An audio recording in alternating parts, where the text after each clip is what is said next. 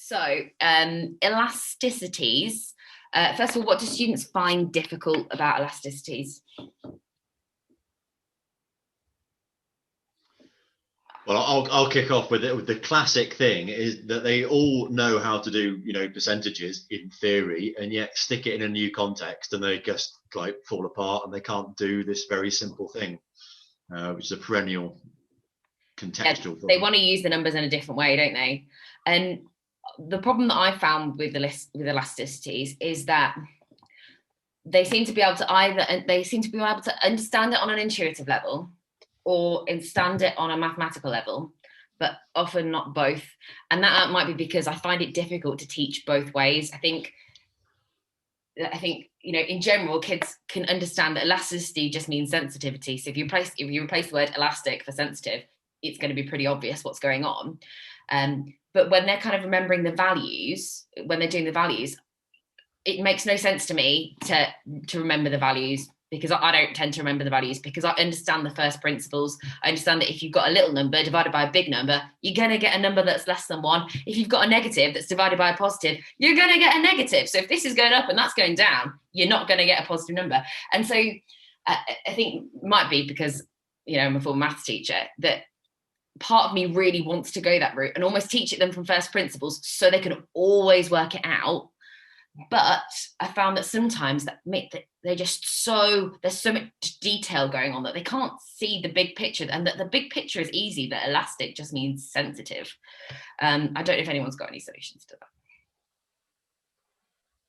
I do try and emphasize, and I don't know how successful it is, that it's all the same, which I think is sort of what you're saying. It's all elasticities, and I find they can be overwhelmed with, okay, this one's price, this one's income, this one's got 3 different outcomes that I need to learn, this one's got like whatever, but it's all the same formula essentially, and try and sort of reduce the cognitive load in that way and emphasize the sameness of it. But then that needs to become, from that sameness needs to become the sort of specific interpretations. Sarah, we vaguely discussed this earlier in the week, didn't we, that when you teach elasticity, you start with the factors that affect it and get all the intuitive stuff, and then put the numbers in afterwards.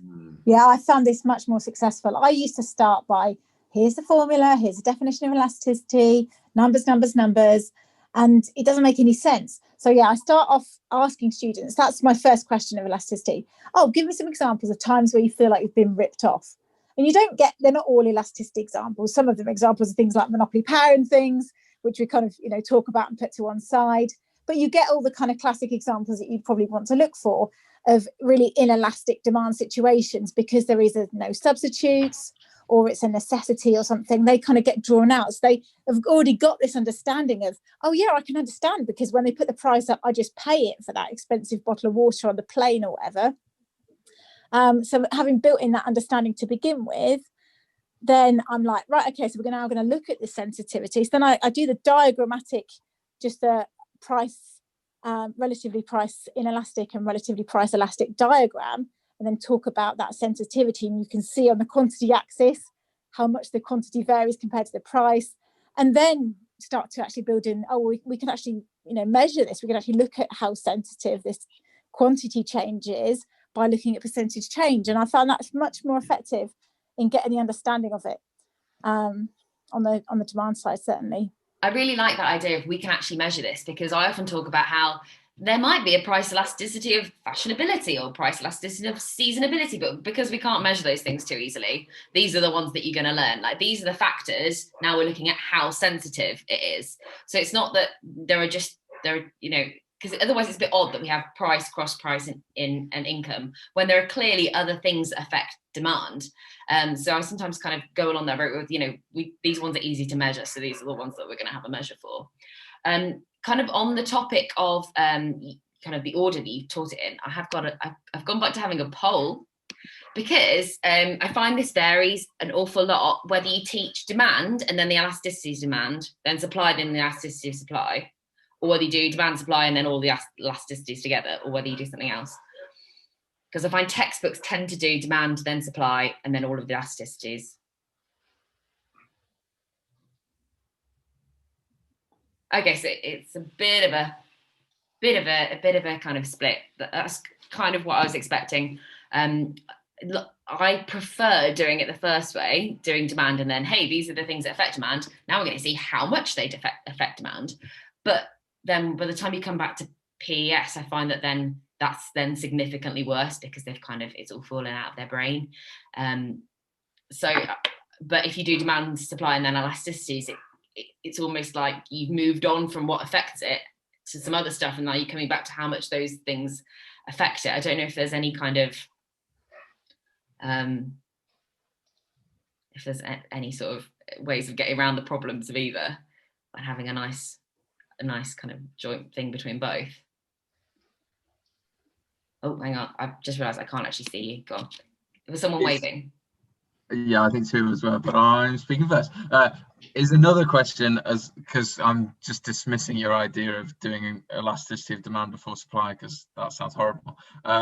Is another question just one of, like, if you would teach PED and then all of the essay stuff surrounding using PED in an evaluative question, and then the different elasticities, or if you teach all of the elasticities and the component and just the basic bits, and then use different ones in an essay. I don't know if that's another question. Not meaning to hijack your question. But. No, I mean, my from experience, what I do is teach, is come back to the essays later. But having said that, by that time, they're like, oh, yeah, what's an elasticity again? Oh, that's the thing with the numbers, right? Like, so actually, there probably is an argument for doing it the other way. Does anyone have any thoughts on, and anyone have any other ideas on that one? Go on, Nicola, you can say your other point if you'd rather say your other point. No, it kind of links in. I actually think the whole point here is with something like any of these, because they're quite technical points, aren't they, where you've got the maths and the understanding, and I teach the understanding. I'm not actually very confident with maths, but I do try and teach it where here's the elasticity value, now kind of reverse calculate what it would come out as, and I have to have my answer by the side ready in steps. But I think the whole thing with this is you just have to come back time and time and time again. I've just done a revision session on supply and demand, which I know sounds crazy in February, but because we went back and looked at the factors why the demand curve is downward sloping, why the smart, we did all of the Pacific points WC, and we went back and we put in actually that's to do with XED. Let's look at our values for how close a substitute or complement that is, or can somebody tell me? And it's just that we just have to go back time and time again. I think we have to be really realistic about the volume of information we as economists have to get in to students' heads. Business studies teacher where I work said to me when she moderated my marking, I cannot believe what you have to do. And I think we can forget that we actually have to do really quite a lot. And the same with the evaluation. I would love to be really free and let the students, they'd be amazing and they actually watch the news and they read newspapers. At the end of the day, I'm going to say, this is how you're going to get the mark. And that's how I'm going to play the game. I mean, elasticity in particularly, like cognitive load wise, there is so many moving parts with elasticities. It's not only is it the numbers and the intuition, but it's also, oh yeah, but that's a flat curve. But I know that flat curves, I know about gradients. Does that mean they're the same thing? Oh, well, negative numbers, big numbers, fractions, and actually there are so many parts that are moving around that you're asking kids to kind of keep them all in their head at the same time. And because of that, sometimes there's a difference between the angle that it's easiest to come in at, because to reduce the kind of cognitive stuff, because it flows a little bit better, versus the angle that is useful them to remember. So it's kind of, it's this thing about how we structure our curriculum, and actually how it isn't very nice. It's very difficult to structure a curriculum nicely because you need it from both directions, and it's just, how do you manage that? Go on, Jake. It's a bit of this one's not allowed. Sorry.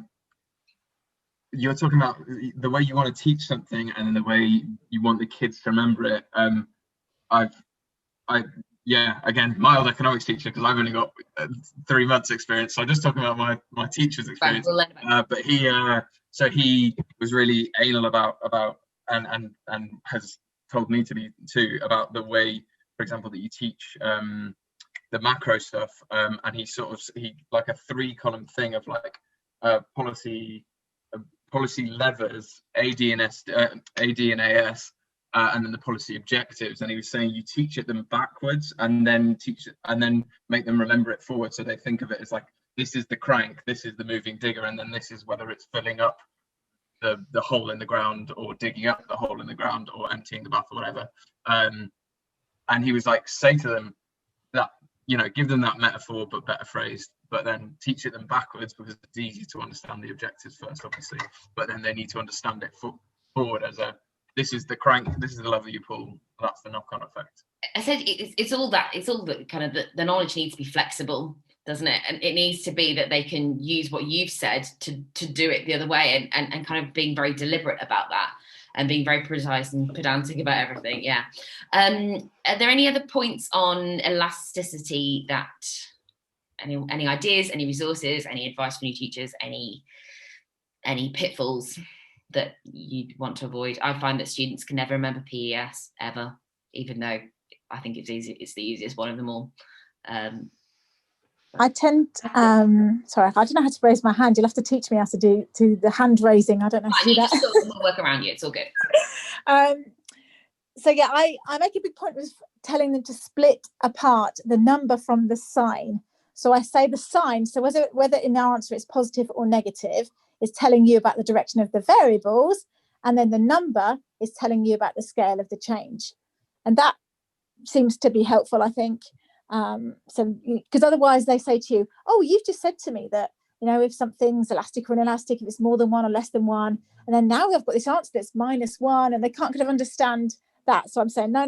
So I deliberately sort of chop them apart on the board and make a point that the sign is one bit of information and the number's the other. So yeah, I find that quite helpful. And also using a sentence. So I always have like this stock sentence of a 1% change in price leads to a whatever the elasticity answer is, changing demand or supply, because again that helps them, and you can often get questions right by sort of thinking it through using that sentence and making sense of the number.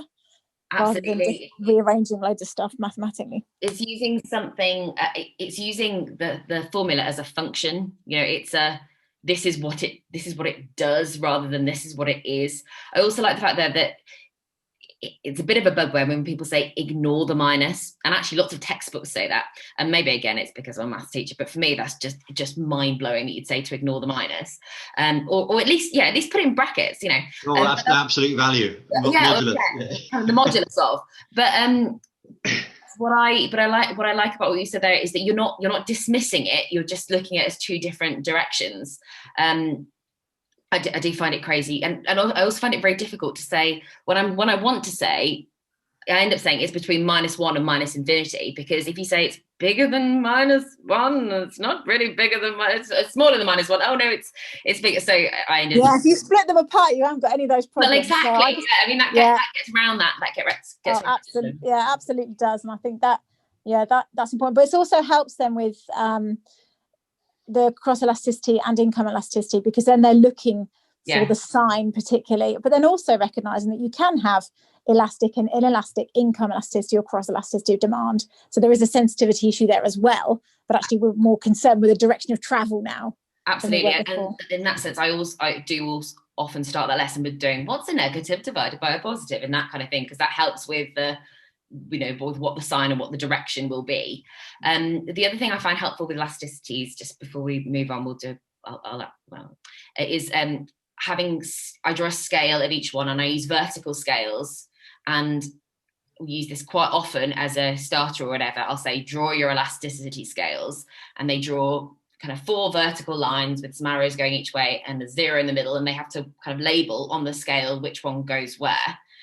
We use that quite a lot as a kind of as a starter, but then I find that I do sometimes see it squiggled on the side of their work, if they're writing an essay about something, or if they're answering a question on whatever, I do see them use it, which is why I think it perhaps is helpful. But also because they're all side by side, you can kind of think about the differences, but also the similarities between them. So it becomes a systematic process of, right, well, this one must be negative, so I'll cross off the top bit, and so it's this one versus this one.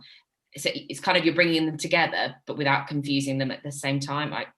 I think one thing that's quite useful, on your point, Isabel, about Nicola on Pete, yes.